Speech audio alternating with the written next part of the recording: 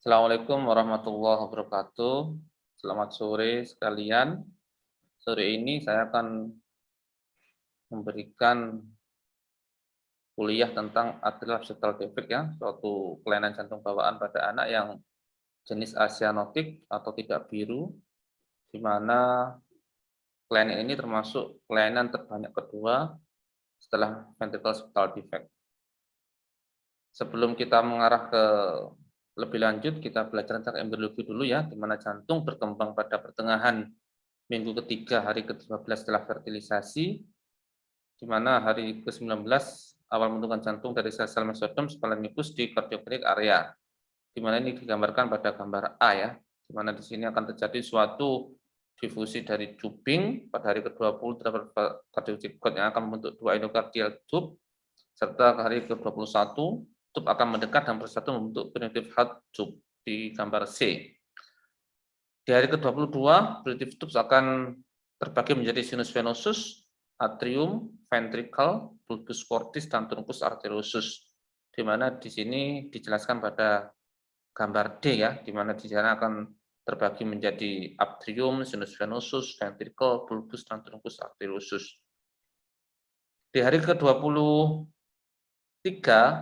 primitive tube yang sudah terbagi-bagi tadi akan memanjang, berputar, dan melipat seperti gambar E, di mana prosedur ini jangan sampai terjadi suatu kondisi-kondisi tertentu yang akan menyebabkan prosedur ini akan terjadi abnormalitas, sehingga diharapkan trimester pertama ibu-ibu yang hamil ini benar-benar sehat dan tidak ada suatu kondisi yang mempengaruhi pembentukan embriologi jantung. Hari ke-28 merupakan atrium dan ventricle akan menempati pada posisi akhirnya, seperti gambar F ya. Ini di mana sudah terjadi gambaran secara garis besar tentang jantung, ada ventricle, ada atrium, ada aorta, ada truncus pulmonalis, serta di situ ada suatu superior vena cava dan inferior vena cava. Pembentukan sekat atrial atau septum terbentuk endocardial cushion ya, di mana hari ke-28 mulai terbentuk septum primum yang mengalami absorpsi dan terbentuk foramen primum, di mana di gambar yang akan datang akan kita jelaskan, di mana setelah itu terbentuk foramen secundum karena apoptosis pada septum primum, dan foramen primum menutup sehingga terbentuk suatu septum secundum. Akhir dari suatu pembentukan septum akan membentuk suatu foramen secundum yang disebut sebagai foramen ovale. Di sini ada suatu fase, ada initial phase, ada septum primum, ada endocardial cushion, di mana akan terbentuk suatu ostium secundum, akan suatu ada ostium primum, dan terakhir akan didapatkan suatu foramen ovale.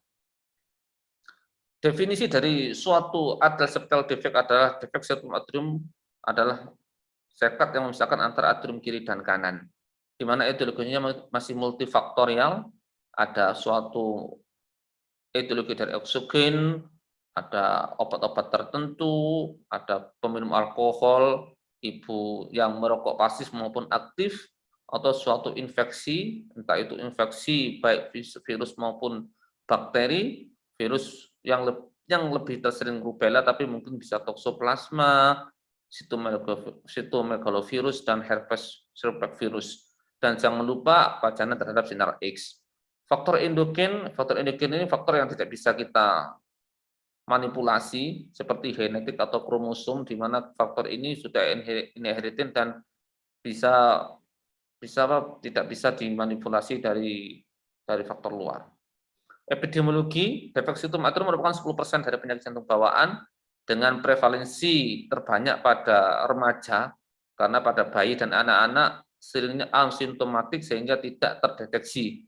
Inilah peran dari para general physician maupun dokter anak, harapannya early detection atau screening atau awal-awal deteksi dini sangat penting sehingga kita bisa mendeteksi atrial septal defect sejak awal.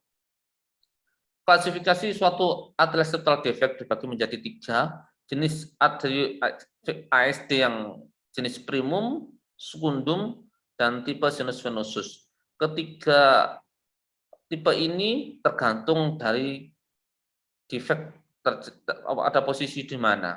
Ada di misalkan tidak didapatkan suatu suatu sekat sekundum dia atrium primum, ataupun atrium sekundum dia didapatkan lubang yang di antara sekat atrium kiri dan atrium kanan, dan sinus venosus merupakan muara dari sinus venosus.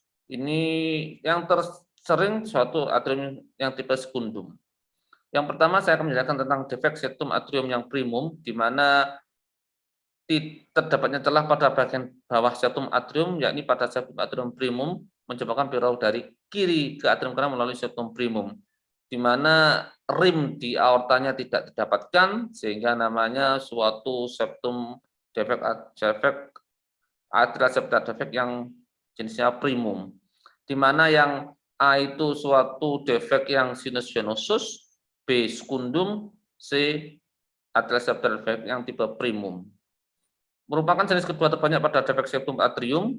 Umumnya kelainan ini lebih berat daripada jenis defek septum atrium lainnya, dan sering terdapat pula celah pada katup mitral yang disebut dengan insuficiensi mitral atau mitral regurgitasi, yang menyebabkan arus sistolik dari ventrikel kiri ke atrium kiri melalui celah pada katup mitral, sehingga kondisi ini juga akan memperberat kerja jantung kirinya.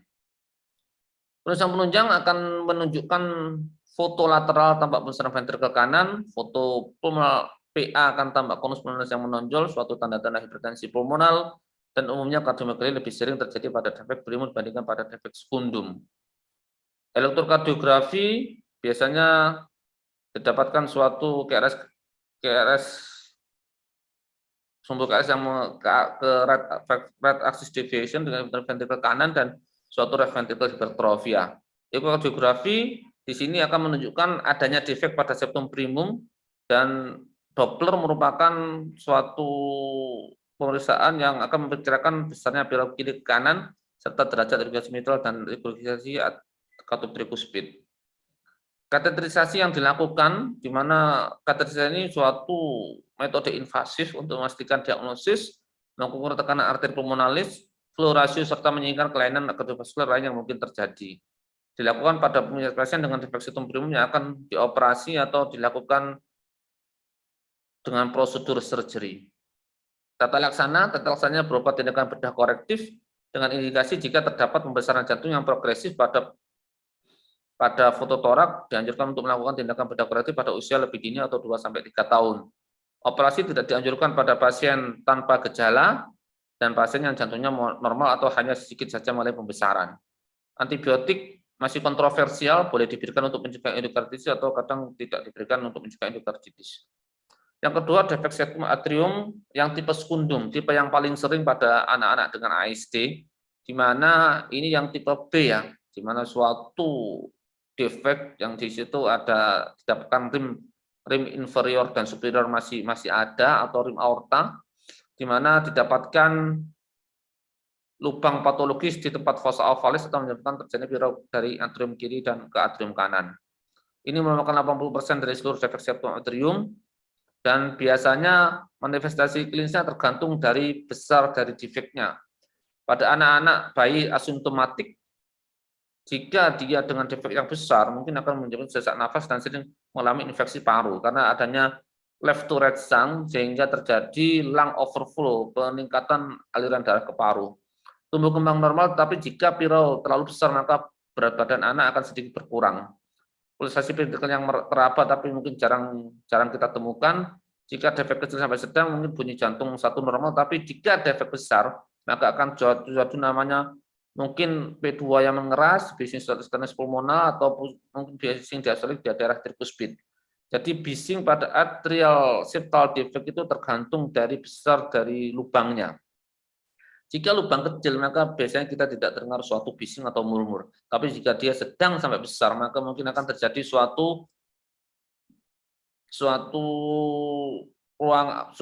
bising atau murmur atau suara jantung white fixed speed. Jadi antara S1 dan S2 seperti terdengar suatu bonding. Pemeriksaan penunjang bisa fototorak dan EKG. Fototorak akan menunjukkan suatu atrium kanan yang menonjol dan konus pulmonalis ataupun terdapat right ventricle hypertrophy dengan apex yang terangkat. Elektrokardiografi ada mungkin gambaran suatu right branch block atau depresi sumbu QRS yang ke kanan, dan mungkin ada pemanjang interval PR, tapi ini juga jarang terjadi. Ekokardiografi akan menentukan seberapa besar dari defek, dan mungkin apakah defek ini mempengaruhi kelainan pada katup-katup tricuspid multimitral maupun katup pulmonal. Pandangan yang terbaik adalah subsifoid, tampak pelebaran arteri pulmonalis, atrium kanan dan ventrikel kanan. Doppler akan menunjukkan dengan jelas spirau dari atrium kiri ke kanan dan adanya suatu insufisiensi dari katup-katup tricuspid multimitral, sehingga echo ini merupakan golden standard untuk menentukan ini ASD yang masih bisa operable atau non operable. Kateterisasi hanya dilakukan apabila terdapat keraguan akan adanya penyakit penyerta atau hipertensi pulmonal. Jadi kateterisasi ada dua tujuannya, bisa diagnostik, bisa terapi. Jika diagnostik, dia akan dilakukan pada anak-anak yang dengan kecurigaan suatu hipertensi pulmonal. Jika dia suatu treatment, maka kateterisasi gunanya untuk menutup atrial septal defect yang jenis skundum itu dengan transkateter dengan device Amplatzer. Pembedahan, pengobatan definitif bisa operasi ataupun suatu transkateter. Indikasi operasi ditentukan oleh hasil kateterisasi dengan KPKS lebih dari 2:1 dan defek harus ditutup pada usia 4-5 tahun. Jika kurang dari 1,5, maka defek sistem umumnya tidak perlu dikoreksi, melainkan dibiarkan dengan pengawasan kira-kira ada tidak pelebaran dari lubang ataupun ada masalah-masalah kelainan pada katup-katup tricuspid atau katup-katup mitral. Penutupan dengan defek dengan kateter. Penutupan ini merupakan penutupan yang sifatnya non-invasif, non-surgery, di mana memakai suatu Amplatzer device yang dilakukan pada defek skundum yang tunggal, yang diameternya mungkin kita tidak bisa mematok suatu ukuran, tapi kita bisa mematok suatu ukuran itu boleh lebih sering kita pakai di kurang dari 25 mm ataupun dengan rim yang sufisien. Rim sufisien itu rim anterior posterior, rim superior inferior maupun rim IVC dan SVC, sehingga kita bisa meletakkan device dengan baik dan benar. Setelah itu pasien diobservasi 1 malam dan diberikan aspirin dosis 3-5 mg per kg selama 6 bulan. Prognosis pada anak dapat dikatakan baik dan masalah akan timbul pada dekade 2 dan ketiga jika tidak dilakukan pembedahan maupun transkateter akan terjadi suatu hipertensi pulmonal. Defek septum atrium tipe sinus venosus.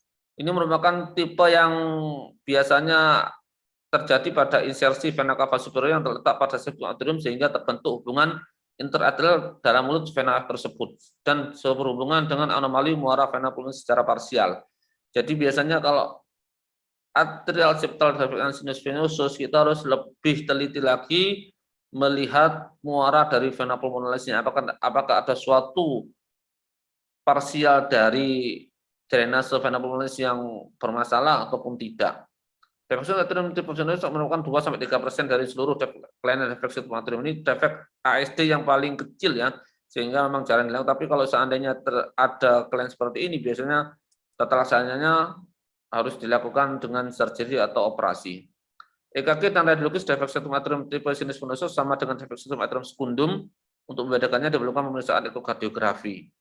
Dan memang secara clinically dan pemeriksaan penunjang-penunjang yang sederhana biasanya akan didapatkan hasil yang sama di antara atrial septal defect skundum maupun yang atrial septal defect sinus venosus. Tata laksana dari ASD yang tipe sinus venosus merupakan suatu pembedahan, suatu korektif sehingga dilakukan suatu penutupan defek dan juga melakukan koreksi kelainan muara dari vena pulmonalis yang ada. Jika ada suatu PAPVD atau parsial anomalus pulmonary vein drainase, maka kita harus juga melakukan koreksi terhadap muara dari vena pulmonalis yang ada. Ini merupakan suatu gambaran dari patofisiologi dari ASD, di mana didapatkan suatu defek antara atrium kiri dan atrium kanan yang akan mengakibatkan suatu right ventricle overflow, di mana akan lama-lama akan menjadi suatu kongestif di jantung kanan, di mana akan terjadi perfusi yang menurun dan tekanan ventrikel akan meningkat, sehingga akan terjadi suatu insufisiensi dari tip puspit, lama-kelamaan akan menjadi suatu bendungan pada vena pulmonalis dan vena cava superior dan inferior, sehingga akan akhirnya terjadi suatu gagal jantung kanan yang diakibatkan oleh defek dari atrial septal defect. Terima kasih.